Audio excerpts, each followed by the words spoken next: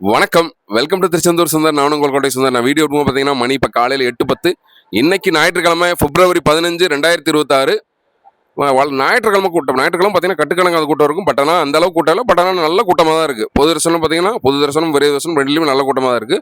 மூத்த குடும்ப செல்வ தரிசனம் பார்த்தீங்கன்னா ஓரளவுக்கு தான் கூட்டம் இருக்குது. ஸோ சுற்றியுள்ள மாவட்டங்களாக தரிசனம் பண்ண வரலாம், கண்டிப்பான முறையில் தரிசனம் பண்ண வரலாம்.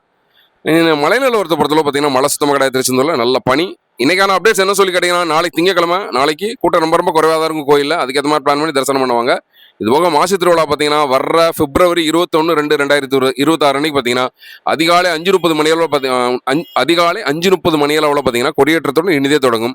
போக 27/2/2026 அன்னைக்கு பார்த்தீங்கன்னா காலை 9 மணி அளவில் பார்த்தீங்கன்னா அருள்மிகு சண்முகர் வெட்டிவேர் சப்பரத்தில் எழுந்தருளி நேராக பிள்ளையன் கட்டளை மண்டபத்தில் போய் சேருவார்.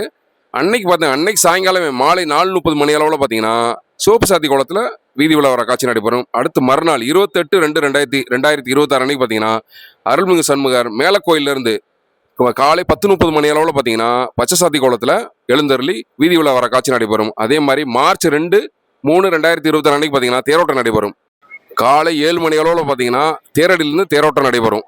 ஸோ அதுக்கேற்ற மாதிரி பிளான் பண்ணி திருச்செந்தூர் முருகன் கோயில் தரிசனம் பண்ணுவாங்க. இன்னைக்கான அப்டேட்ஸ் தான். இதே மாதிரி திருச்செந்தூர் முருகன் உங்கள் வீட்டுக்கு கூட்டிகிட்டு வர எனக்கு ஒரு லைக் அப் போட்டுருங்க.